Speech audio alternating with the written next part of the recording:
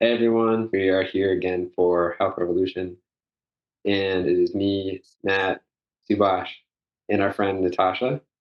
Subash is coming to you from the sauna.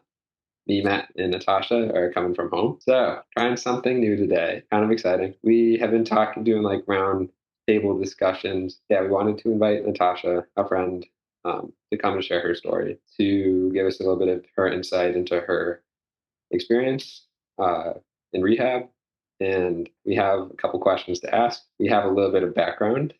We're all from Springfield College. Natasha is a physical education teacher, health and wellness. So we're all in New England. Roughly, actually, Subash is in not in New England anymore, but we're all had some ties, and yeah, Natasha and I've been close friends for a while. Been able to stay connected, and it's kind of cool staying connected with us also now through Health Revolution. Why don't we just start by, do introductions? All right, Natasha, for someone who doesn't know you, can you tell us a little about yourself and what led you needing an ACL surgery? So as already mentioned, I am a physical and health educator. I'm currently teaching in Chicopee. I'm at a high school and live a fairly what I would consider active lifestyle. Gym, I bike a lot, swim every once in a while. My main form of activities tend to be outside, hiking and things like that. But I sustained my ACL injury during teaching. Um, was unfortunate, but also things happen. I was rehabbing my other leg, and students, well, in the morning, I was rehabbing it at the gym, went in to teach. It was open gym because it was raining, so we were inside. If there's a 9 students playing basketball and they need another person to make it 5v5, I'm that PE teacher that's going to jump in. So I was like, yeah, sure, I'll play. And about 20, 25 minutes in, I'm on the floor in a little bit of pain, but not too much pain. Told my students to keep playing, but I knew then and there when I went down that my ACL was definitely gone, um, and confirmed it about maybe 5 days later that it was a torn ACL and meniscus, which eventually led to a little bit of prehab, followed by a surgery in early December, and have been rehabbing it since.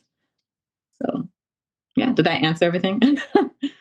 Yeah, Um, wait, just to kind of like get a little bit more into it, I think you have mentioned that this is not the first time you've had ACL injury. Correct. Yeah. So I tore my this recent surgery was on my right ACL. I tore my left ACL in 2012 when I was very, very young. I was in eighth grade at the time. And then last January, it wasn't an ACL repair, but I did have a cyclops lesion removed in my left knee as well as a meniscus repair um, early January of 2024 um, in my left knee. But this is my first injury, my first knee injury to my right leg. I just wanted to add on that, and just from physical therapy background, knowing that ACL is a really tough um, and challenging, long kind of like recovery process. I think there's a lot to unpack there, and so I'm hoping we can talk more about it as we go through the conversation. Um, could you share more about what an active lifestyle means to you? I mean, just to add off that introduction, because I think that's something that's important to you, and I'd love to hear more.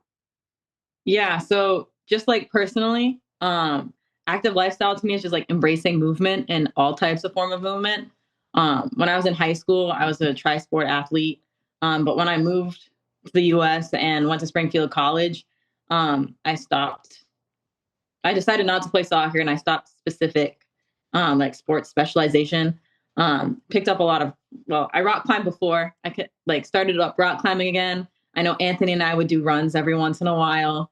I'd see Matt squatting in the gym regularly. So like you could see me literally anywhere. I did intramural sports multiple times, softball, soccer, basketball, indoor soccer with a lot of the PTs. Um, Hiking, canoeing, kayaking, literally like any type of movement, even if it was just walking.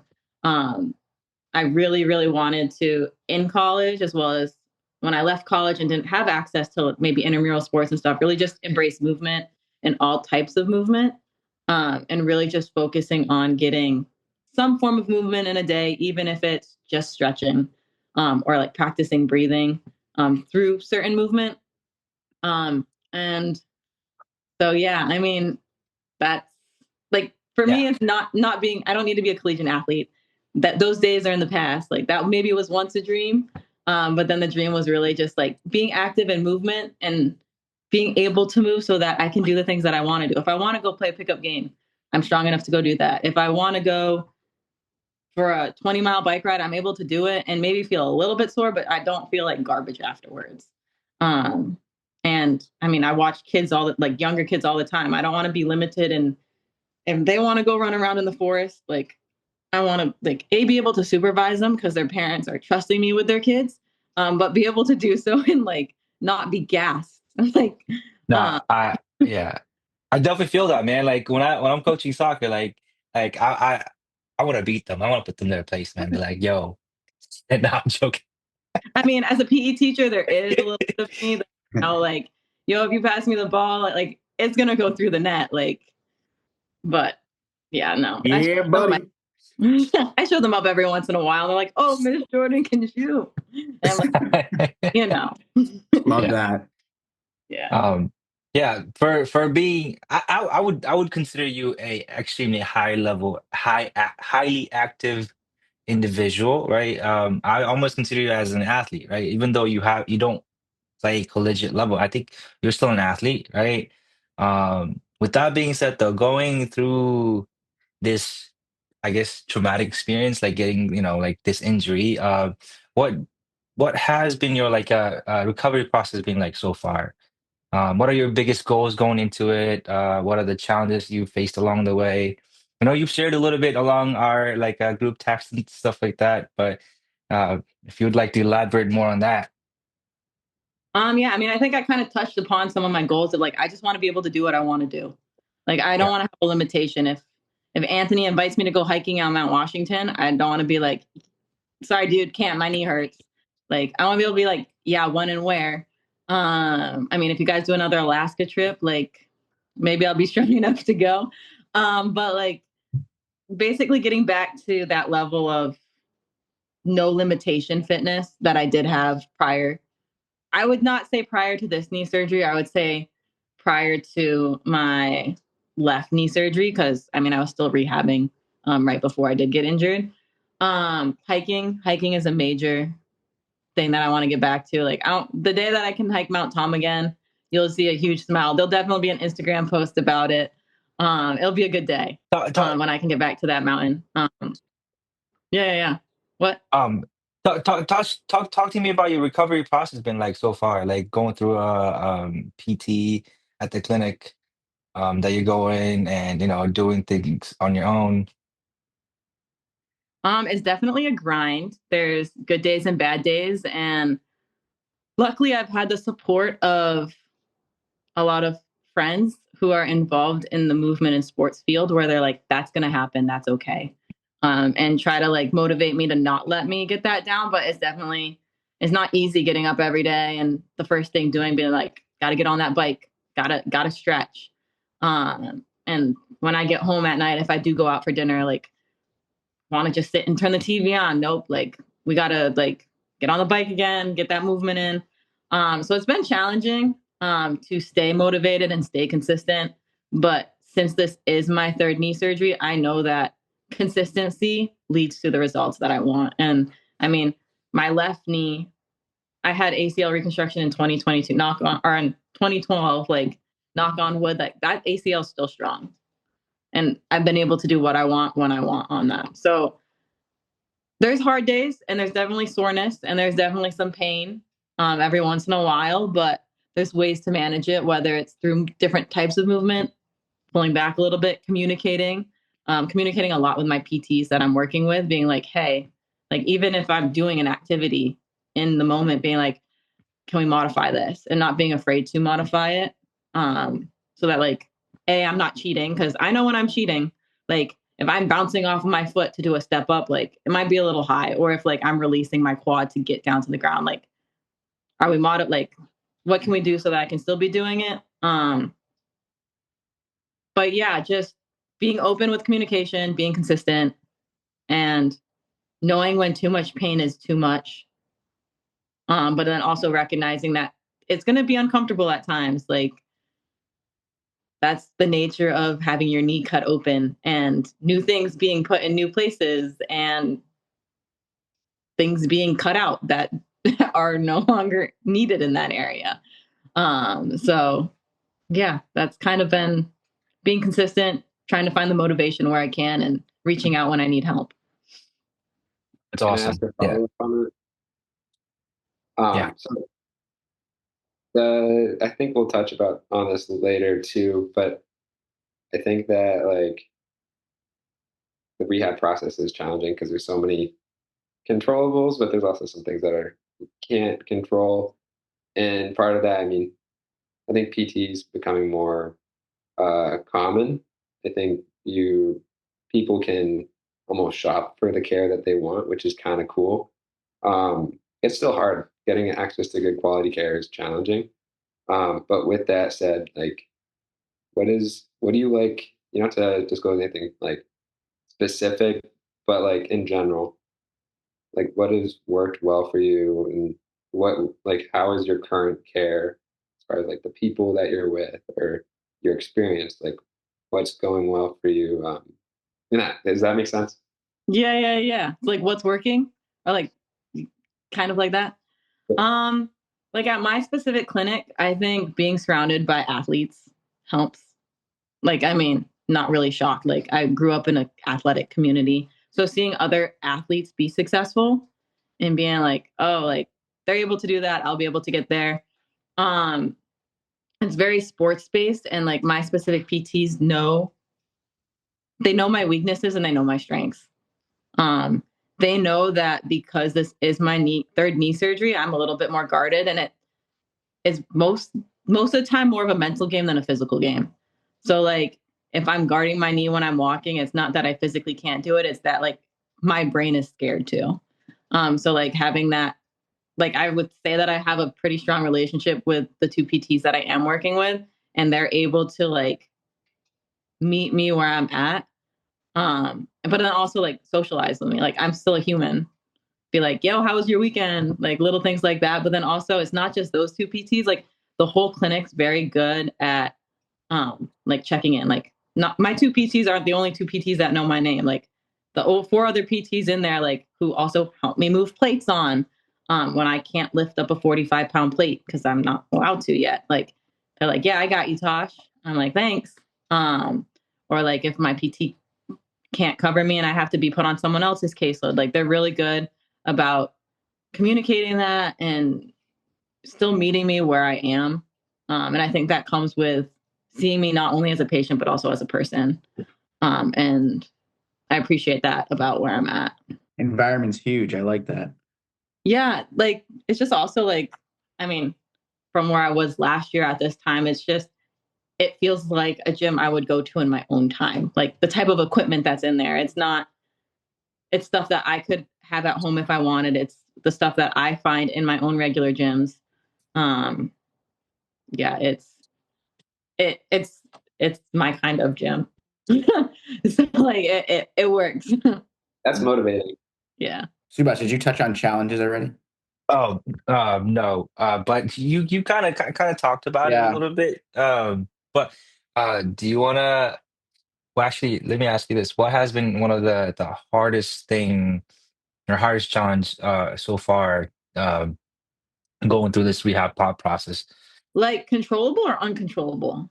I mean, like not being able to drive for 6 weeks, 7 weeks, 8 weeks. No, probably closer to 8 weeks really sucked. Like relying on other people just to get to VT. Um, but hardest challenge, I would say just like I'm someone to get really frustrated, especially like when I'm following what I'm being told what to do. Like, why is my calf still hurting at week 10 in the same spot that it's been hurting since week 2? And I like that's probably like some of the like the most prominent pain that I do have. And so I'd say like pain's frustrating. It's uncomfortable. Especially for movements that like in the past, like swift, easy. I'm right leg dominant. Like, why do you hurt? Like, but like, why do you still hurt? I'm doing everything I'm told I'm supposed to be doing. So I think that like pain can be a challenge because like, why? I'm doing what I'm told. But that's what PT is. It's a puzzle. Like there is no one prescription for everyone. I mean, that's like for most things, like it's trial error. There's some regular guidelines. Like I wasn't pistol squatting at week 1 of my rehab because that would be extremely painful and probably impossible. But like there's guidelines, but everyone's different. So like it is a little bit of trial and error. But yeah, pain's frustrating. And like Pain sucks. and my range of motion is also frustrating. Just because like I want to be further along in my range of motion, but like my surgeon's not worried about it. My PTs aren't too worried about it. I'm just pissed off about it. I'm like, why am I still stiff? But besides those two things, I can't really complain. And then I mean, just being motivated every day to do it is a challenge. I wanted to say that I feel like you do a really good job of taking things one step at a time, Natasha. And I think that's gonna be really beneficial for you in your rehab process. The like ACL, like rehab, and like I know you had one before, so like I mean, I'd love to know what your thoughts are having this as a second experience, and if you've found yourself being more patient, or if it's been more challenging. Um, but like I know that oftentimes people are like, all right, what's the next step? Like, can when can I expect to get back to running, or these other specific goals? So as far as like challenges go, is there anything from in that area that you're looking at or experiencing? I mean, quite honestly, I'm in no rush. Like, especially with my knee. Like, I know it's good. Like, from my last one, I knew it took time. Like, I was told I couldn't compete. I wanted to be on the soccer pitch. I got injured in December last time, had surgery in January, and like August, I was back on the pitch, but I wasn't allowed to have any contact with anyone, and I wasn't allowed to go to the tournament. So that was frustrating. But that was not week 9, month 8, month 9. Like I have that in my head already. So like it's I think it would be different if I didn't know that when I tore it. But like the minute I went down, I was like, well, there's a year of my life that's going towards knee rehab. So like I'm in absolutely no rush. I haven't even thought about when I'll be able to run again because that's when I can run again, I can run again. Like right now it's mobility and focusing on range of motion and getting my quad strength back. Like I just focus on the moment. If once I get told I can walk faster, great. Once I get told I can jog, great. But when it happens, it happens. At this point, like I'm in no like honestly, if I'm the longest rehab patient they have, cool. At least I did it right. I mean, like I'm not gonna be that patient that's gonna get pissed that I don't get cleared to run on week or month, whatever. Like when they clear me, they clear me. Cool. You sound like you're successfully coping. I really try. Like, I mean, I don't want to have false hope, right? Like, oh, you'll be able to run by You're this. Like, yeah, get you're to that. realistic. You're very realistic in terms of rehab processes after, I mean, obviously it makes sense after going through other experiences in the past, but also you have a very good positive outlook on it. So I think that helps. That really helps. I think you have to be like, otherwise, if you like, I don't want to be told no. Like that just, yeah, I just don't want to be like, once I get cleared, I get cleared. And if I have to go back again, I know like it's for the better. And I think you do yourself a disservice if you are a rehabbing individual who is rigid with your times and dates. And I was told I would be able to run by here. Well, you can't. I mean, you can. Like, I could go on a run right now. Actually, probably couldn't. Probably like, could ice skate down my street right now? Like, would it be the best thing for me? Like, Yeah. no. So Those skates on. yeah, for real. Gotta love Springfield. Nothing's changed. Natasha, just hearing what you're saying, I've picking up on just like a really strong mindset, I would say, right? You've mentioned like consistency. You had a good quote in there, like consistency. I'm blanking on it, but consistency leading to results. and just like, taking things day by day and just like having, like I said, having like a really optimistic outlook. Any, I guess, where do you get that from is where I'm almost like that mindset or belief system, I guess. I mean, I think, I think there's a lot of things that go into a mindset, right? Like, I think I'm a PE teacher and health teacher. Like, I'm surrounded by these things. I'm surrounded by setbacks. I'm surrounded by injuries. I'm surrounded by working with unique individuals all the time. Like, in the teaching world, you can't teach any student the same way you teach like every student. Um, so I can't, like, I put that on myself as well. Um, I think that some of my resilience does come from setbacks. Like, I've had setbacks before. I've had challenges in my life. And in the moment, did they suck? Absolutely.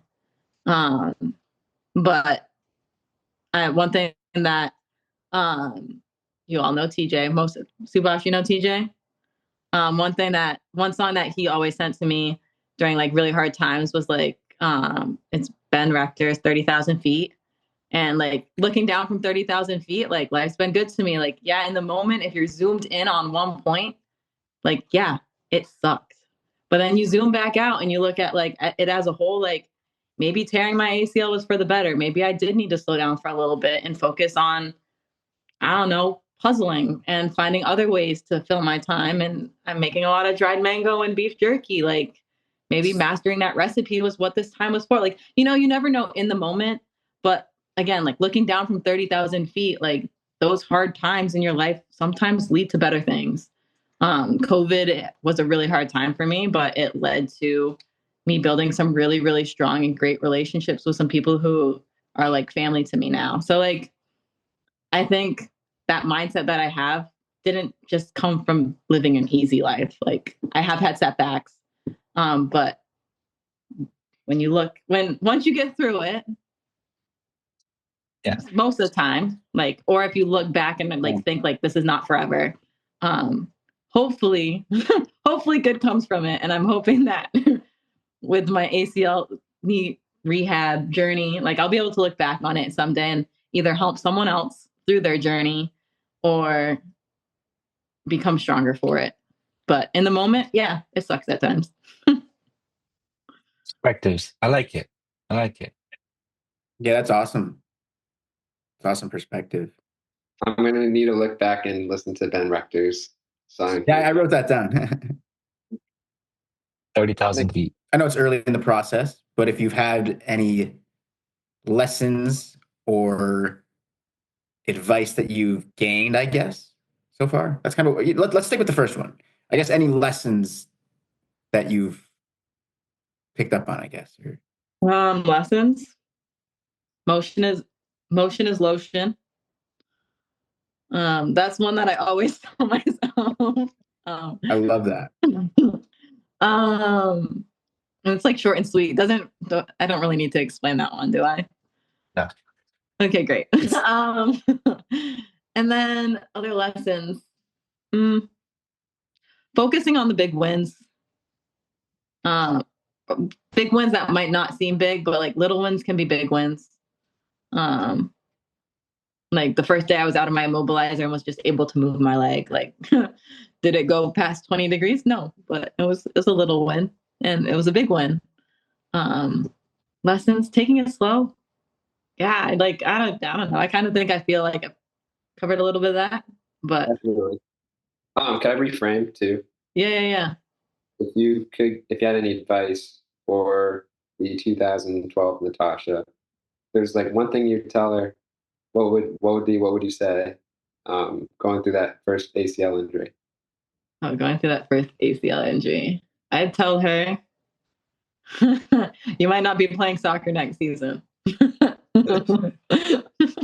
Because she wanted to play so bad and she was so sad when she couldn't. But I played basketball, so it was okay. But I was so mad. I got cleared to play competitively the day my team left for, I think it was Singapore. But they literally got on a plane and my surgeon cleared me that. They got on a plane Thursday and he cleared me that Tuesday. I was like, I could have gone, but I don't have a ticket. And my mom's like, you're ridiculous. Like, no, you're not going to compete 2 days after you get cleared. Wait, Uh, were you in the Springfield College soccer team? uh, when I moved to the US, yes, I quit during preseason. God, injury sucks, dude. Because like I remember, I think I was supposed to go my freshman year. I was supposed to go to the camp for fall season, and then I had Yeah. like a high ankle sprain. Mm. Uh, I was yeah. At that time I didn't really know much about it, and I was like babying it a lot, and so I kind of skipped playing the sport. That sucked, dude. I tried to go back playing in the spring. At that time, it's just you just realize it's like, yeah, you're not good enough, kind of. But I hear you, dude. Yeah, little me did not like that at all. But I mean, any other advice I'd give my little self? I mean, it's also kind of very, very, very long ago. It feels like I get like if I think about it, I can see flashes of like my rehab process from back then. But that soccer moment definitely is very distinct. I like it. I And can. oh, and being required to wear a brace, that really sucked. I was so like my coaches wouldn't let me show up to practice. They wouldn't let me go to gym sessions if I didn't have my brace. And I was like, I don't need it. And they're like, yes, you do. I was like, whatever. They're like, you need that and your inhaler. I was like, okay. I wanna kind of shift gear a little bit, because last time we had a conversation with you, you were saying that your experience with the healthcare system in itself wasn't very good. There's some things that you felt like was dumb. Really. So I wanted to ask you, if you could change one thing about current healthcare systems, right, based on your experience, what would it be and why? Um, so I think ultimately I think it comes down to patient first. I think I'm currently at a place that puts patient first, which is really important. Um, Yeah. don't put a number on my recovery time. Don't put a monetary value on my recovery time. Do it based off of when I'm able to return to what I want to do. But unfortunately, some limitations and some restrictions based off of certain locations, certain institutions don't allow for that to always be their number one priority, which I understand. But also, I think if I could change one thing in the U.S., would be all places would be patient first and meeting patients' needs and what they want to do. Like some people might not want to ever play a sport again. Okay, so maybe that timeline does work for them, but Yeah. check them first. Yeah. Wait, do you wanna uh share your experience? Because like I know this kind of relates to physical therapy in a little bit, because I think that our healthcare system right now puts like like you're saying monetary, but like in terms of like visit and stuff like that, they don't really want to pay for physical therapy visit and all that stuff.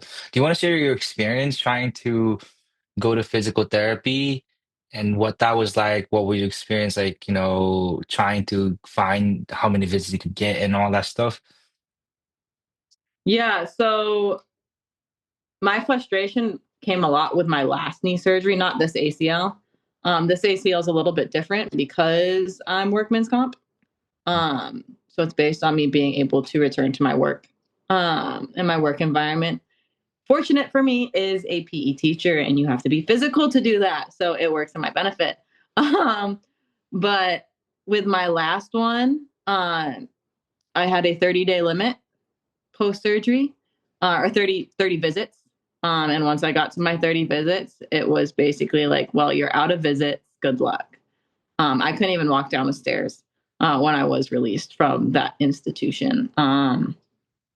So as I knew that I was at 30 or I had 30 days, 30 visits, once I used, like initially I stuck with like twice a week, 3 times a week, just cause like it was post surgery. Like those are the most important days. But as like, I was like, oh, I only got 10 visits left. I was like, how can I best stretch this out? So I was like 1 visit a week if I needed to, like, okay, but like I was able to stretch longer. And it was a lot of just me on my own in a gym. Um, or being told like, oh, bike, you'll be fine. Just bike a lot. Like, yeah, biking is great to some extent, but how about sports testing? How about getting me back to being able to do lateral stuff? And I think, unfortunately, the is misconduct the right word, or the maltreatment. I don't know if that's too harsh, but that maltreatment or whatever practice you want to say I had, I think ultimately led to this injury because I was overcompensating with my right leg, and my left leg wasn't properly cleared. Proper wasn't proper. It was probably rehabbed for 30 visits. Is that sometimes enough for some injuries? Yes. Was I ever cleared for sports? No, and I was released without being fully functional. So that I would say was my experience with poor healthcare. But right now, currently, so far, I mean, again, workman's comp isn't also the perfect situation. There was a denial for my current knee surgery that I had to deal with. But you can imagine the type of person I am, and knowing my body pretty well, I fought that battle pretty hard, and here I am. And I had both the surgeries that I had to have done got done in one seating. So um, yeah, I don't know if you Do you want to touch on that a little bit? Like you said, what do you mean you have to fight for? It sucks have. that like the patient has to kind of advocate for themselves, to get what they need. Yeah. So because I got injured at work in school, the minute I went down, I was like, yeah, my ACL's torn. Like, just take me to like, just give me a referral and like, I need knee surgery. Like, there's no like, I don't need anyone to X-ray it to tell me or do an MRI. I had torn my ACL anyways, but you need proof to be able to have it covered. So because it happened at work, I had to go to a workman's comp ER where whatever nurse was working with me was like, "Oh, how about you stand on it?" And I was like, "Dude, I'm going to collapse. Stand on it." Okay, well, I collapsed because there's no ACL in my leg and my whole knee. Like he was like, "Oh, your whole leg just shifted." I was like, "Yeah, no crap." So it's like, "Sit back down, sit back down. We're gonna X-ray." The X-ray showed chipped bone. It's like, "Oh, I think your ACL is torn." I was like, "Oh, really? Cool. So what's next?" He's like, "Well, you need an MRI." I was like, "Okay." So schedule me an MRI. He's like, well, it doesn't work like that. It's workman's comp. You have to have an MRI approved. And I was like, okay, well, I know once I have the MRI approved, that's going to be sent to an orthopedic. I was like, I have an in at an orthopedic. I got discharged less than 6 months ago from NEOS. There's a surgeon there who knows me. He was like, well, you can try to make the appointment and just give them this number. And I was like, okay. Or he was like, or you can wait for like the adjuster to do it. And I was like, no, I'm not putting my health in the healthcare of Americans' hands again because last time it failed me. And I'm not saying all American healthcare sucks, but at the time I was already so pissed. I was like, I'm taking it into my own hands. So I called my orthopedic that I was recently, because my surgery was successful. It was the follow up that wasn't great. So I called the orthopedics and I was like, hey, I am going in for an MRI literally tomorrow to make sure my ACL is torn, but and gave them my workman's comp number. I was like, I think I tore my ACL. Can I get in with a surgeon? And they're like, well, we're booking for 8 to 9 weeks out. And I was like, what? No, no, no, no, no. You don't understand. I'm not waiting 8 to 9 weeks. I have a torn ACL. I don't need you to tell me my ACL is torn. Like that's just not right. And they're like, wait a second, you said your workman's comp. And I was like, yeah. And they're like, oh, actually, we have a slot next Thursday. And I like almost started crying on the phone. I was like, what? She goes, yeah, like we save certain spots for workman's comp. I was like, wait, so you're telling me I can get it in 10 days? And this is also all on my Instagram because like I was like reacting in the moment on Instagram because why not? Like look back on it. 30,000 feet, it's Yeah. not gonna be that bad in 100 years. But Yeah. so, anyways, I got in, saw the surgeon, and when I went to the surgeon, I went and got my MRI, and I was like, I need that CD. Like, I don't trust you to send it to the orthopedics. I don't trust you to send it to workman's comp. You need to burn it on a disc, and I need it in my hand. So here I am with my MRI of my torn, what I know is a torn ACL. It's not been confirmed yet.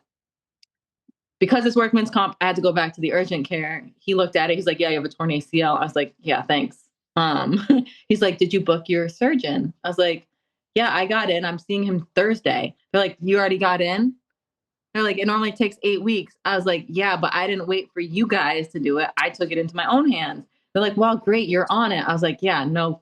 Anyways, go to see my surgeon. He's like, yeah, your ACL's torn, so is your meniscus. Like, you need surgery. I was like, okay. He's like, I can't book you surgery until you're approved by Workman's Comp. I was like, what do you mean? He's like, yeah, we can't book anything. I was like, my ACL's torn. Book me a surgery, dude.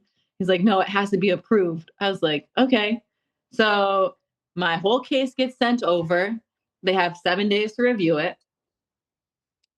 I get a call from because so you also, when you're on Workman's Comp, you get a nurse caseworker. So that's someone else who's just managing your case, who in my mind, I don't really need you, but great, thanks, help. Someone else advocating for me. She calls me, she goes, oh, so you can have ACL surgery, but your meniscus got denied. I said, how did my meniscus get denied? My surgeon said my meniscus is also torn. She's like, well, the adjuster didn't see it on the MRI report that your meniscus was torn. So they're only approving your ACL, but they will do a patellograft for you. I was like, great. They're only going to do a patellograft because I want the strongest bone to bone graft possible, seeing my career. And I was like, what do you mean it's denied? And she goes, well, you can't have the meniscus repair because there's no proof of it. I said, well, my surgeon has proof of it. He saw it on the MRI. And so I call my surgeon's office. I was like, they denied it. He's like, well, you can put in for appeal. I was like, what do I need to do that? They're like, well, you told us, if you tell us verbally you want an appeal, we'll appeal it. I said, I want an appeal. Go. I was like, do you need a written, like, do you need me to come down there and sign some paper? Like, what do I need to do? And they're like, no. So anyways, the appeal goes through. At this point, they have 10 days for the person, the adjuster, and my surgeon to meet. They didn't meet the 10-day requirement. It's now 2 weeks. I'm like, hello, did I get approved? Did I not? It got denied again, partially denied. And so at that point, either my adjuster or my surgeon went back to the MRI facility and was like, you need to reread this and put it in the MRI writing that her meniscus is torn. And so the MRI got re-looked at by the imaging facility. They're like, oh yeah, your meniscus is torn. Sorry, we overlooked it. I was like, oh, word, bird.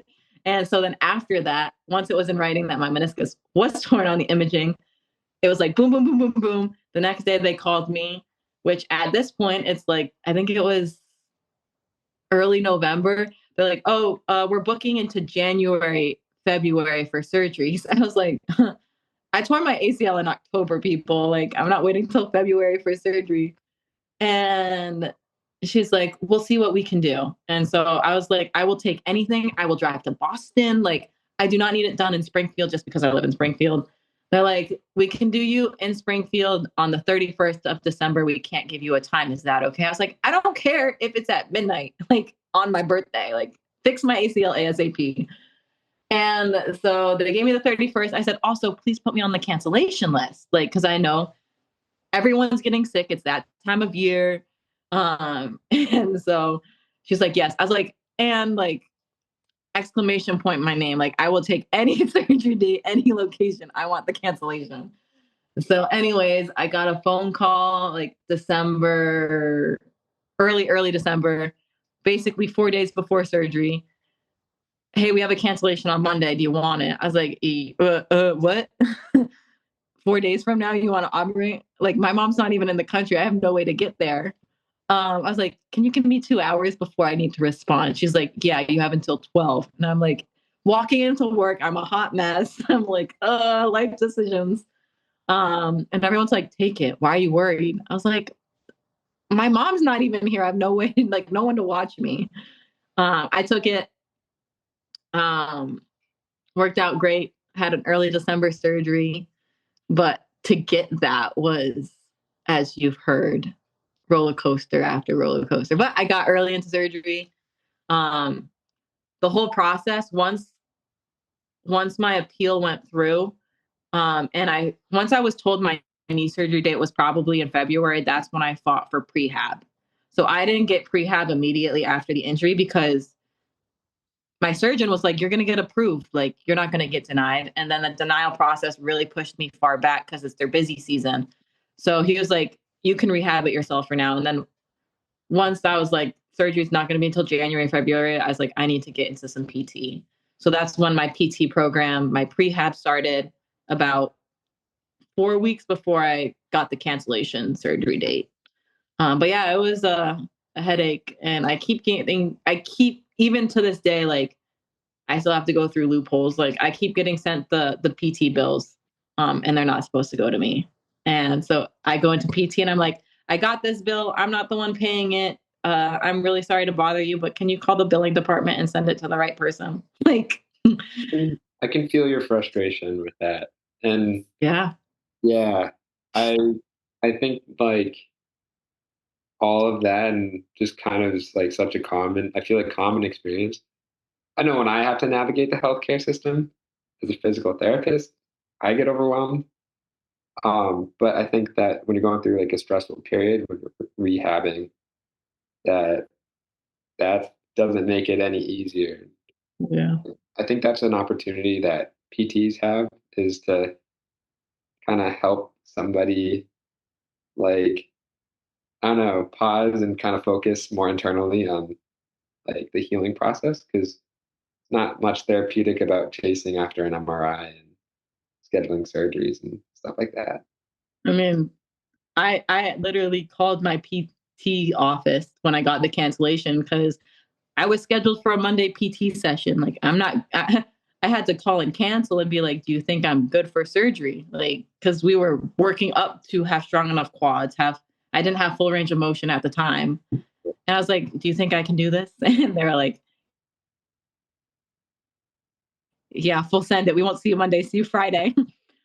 um, so like, there's just a lot of loops, and but I think you just take it in your own hands. And like one of the things that I was advocating for, like as I was posting my journey, was like if you want it, you got to go get it. Like if Yeah. it's your health, like not saying that like if Anthony was my doctor, Anthony's not going to care about my health, but it's not his body.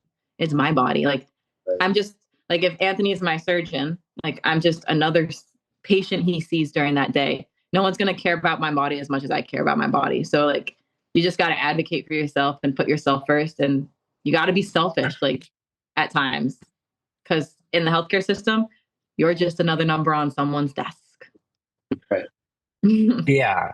Like, Uh, what gets me about this whole process is like, it's one, it's like how Anthony said, it's so common, like for this to happen. And we often talk about in the healthcare settings, talk about like waste, right? And things like that. Like that what you're describing and what the common thing that happens in the settings, it's a waste. Like we don't need to be like going through these many loopholes and wasting your time, the healthcare providers time and money and all that. Like it's just it gets me anyway.